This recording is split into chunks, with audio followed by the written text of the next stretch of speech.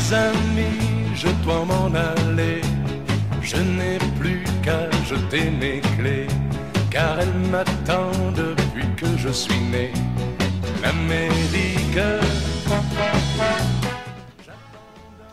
Saheto, bienvenue aux Chroniques des aides du Québec, la première de 2015. On est au centre Génération Emploi sur l'avenue Pars. Nous allons Sid Ahmed, on va rencontrer Sid Ahmed qui est formateur, conseiller en emploi. On va lui poser des questions sur la réalité de l'emploi ici au Québec, les difficultés que les nouveaux arrivants peuvent affronter. Donc il va nous expliquer et peut-être nous donner des conseils. Je le saurai. Tous les six. Merci de nous accueillir dans ton bureau, là, dans vos locaux. Au centre Génération Emploi, donc CGE. CGE, ok. Toi, tu es formateur. C'est un parmi plusieurs de mes chapeaux. Je suis, disons, principalement conseiller en emploi et en développement de carrière. Pour les nouveaux arrivants. Aussi. Aussi. Une majorité, Une majorité, oui, pour les nouveaux arrivants. Mais on aide aussi les Québécois, les Canadiens de souche. Très bien. Alors, c'était l'objet de ma prochaine question, c'est qu'on sait qu'il y a un fort taux de chômage qui touche les immigrants, qui est surtout maghrébin, on va dire. 34%. 34%, voilà. Ils sont surdiplômés. C'est quoi le problème, en fait? Pourquoi il y a... en quelques mots comme ça, brièvement, c'est quoi le... Vous savez, il y a... Tu sais, Malik, pardon, il y aurait beaucoup de paramètres. Mais tu n'es pas sans savoir qu'il y a 2 ans, presque 3 ans, en 2012, il y a une étude qui a été sortie. Sur la discrimination en emploi au Québec. Et c'est une réalité, c'est devenu une réalité. Il y a on le voit dans nos statistiques. C'est comparable en France et tout? Est-ce que c'est... Non. C'est plus subtil. C'est plus subtil. Je dirais peut-être que c'est plus subtil. Les gens ne sont pas ouvertement discriminatoires, mais il y a des espèces de blocages. On a eu des témoignages. Donc c'est pas relié au fait que les Maghrébins sont surdiplômés, qu'ils ont du mal à se dire ok, il faut qu'on recommence à zéro. Donc non, pas forcément. C'est un de parmi plusieurs paramètres. Maintenant, il y a d'autres paramètres. On ne va pas dire que c'est à 100% la chose, mais c'est un parmi beaucoup d'autres paramètres. Toi qui est au rapport avec les nouveaux arrivants, si je prends par exemple les Algériens par exemple, est-ce que tu vois qu'ils sont préparés au fait qu'ils peuvent être au chômage? Est-ce qu'ils savent déjà que c'est pas l'Eldorado? Est-ce que les gens ont toujours l'idée que voilà, c'est l'Eldorado ou pas? Est-ce que ils ont imprimé ça ou... Plus aujourd'hui. Plus aujourd'hui. Quand je dis aujourd'hui, ça veut dire ces 2 dernières années. Ok. Pas à forte proportion, évidemment. Mais ces 2 dernières il reste beaucoup de gens qui croient que c'est vraiment, comme tu dis, c'est un Eldorado.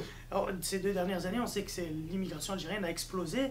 Et je crois que la deuxième après la Chine. Elle va certainement supplanter, elle va devenir première dans pas longtemps. Donc malgré ça, malgré le fait que les gens savent plutôt qu'il y a plus ou moins une difficulté à trouver de l'emploi, mais ça les décourage pas de venir de plus en plus nombreux. Mais ça, c'est un problème bicéphale. Ça veut dire que c'est un autre problème de l'autre côté. Peut-être qu'eux, ils échappent ce qu'ils pensent être déjà un maelstrom. Ça veut dire qu'un mal-vie.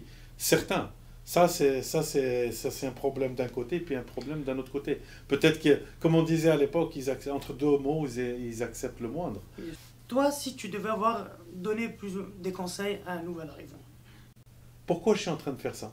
Moi, c'est une question que je pose le premier jour de la formation. Pourquoi est-ce que vous avez émigré? Puis là, j'ai des différentes réponses. Et puis après, quand on peut assumer ça, on peut avancer au plus loin. Mais moi, pour être un peu plus pragmatique que cela, c'est vraiment, c'est un peu comme un sprint. Dans le sprint, le 100 mètres, ce qui est le plus important, c'est le démarrage. Il faut être proactif. Il faut être énormément proactif. Mais selon toi, donc, pour un nouvel arrivant, il doit s'armer de patience, il doit être confronté, il doit se dire, ok, je peux rester de longs mois sans travailler. Cela va de soi. Moi, je dis, parce que les gens disent, non, c'est pas facile. Facile, c'est un mot qui appartient au monde des enfants. On est d'accord là-dessus. Rien n'est facile. Rien n'est facile. La patience, c'est clair qu'il faut être persévérant, surtout plus persévérant que patient. C'est en anglais, sustainability. Il faut être vraiment persévérant. Mais oui, il faut se regarder clairement dans le miroir et se dire les vérités, même celles qu'on n'arrive pas à assumer dès le départ, il faudra les assumer au finish. D'accord? Et se dire, oui, peut-être que je ne vais pas travailler 1 année. Est-ce que je suis prêt à accepter ça? Peut-être que je dois faire un deuil de mon métier. parce que les réalités socio-économiques ne sont pas les mêmes au Québec. Et vous serez étonné de voir qu'il y a des gens qui ont fait un 180 degrés complètement et qui ont réussi à le faire à partir du fait où ils viennent nous voir, qu'ils écoutent des experts, qu'ils n'écoutent pas des gens dans des cafés.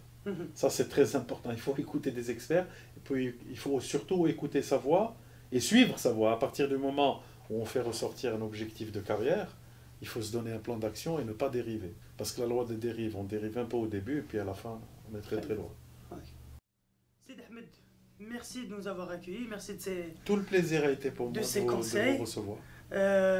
Inch'Allah, il y a beaucoup d'Algériens que tu pourras réussir, tu réussiras à les emmener dans le bon branchement, on va dire. Il faut juste qu'ils assument leurs décisions. Moi, je travaille et j'aide les gens qui assument leurs décisions et qui veulent aller jusqu'au bout de leurs décisions. À partir du moment où on décide quelque chose, il faut aller jusqu'au bout.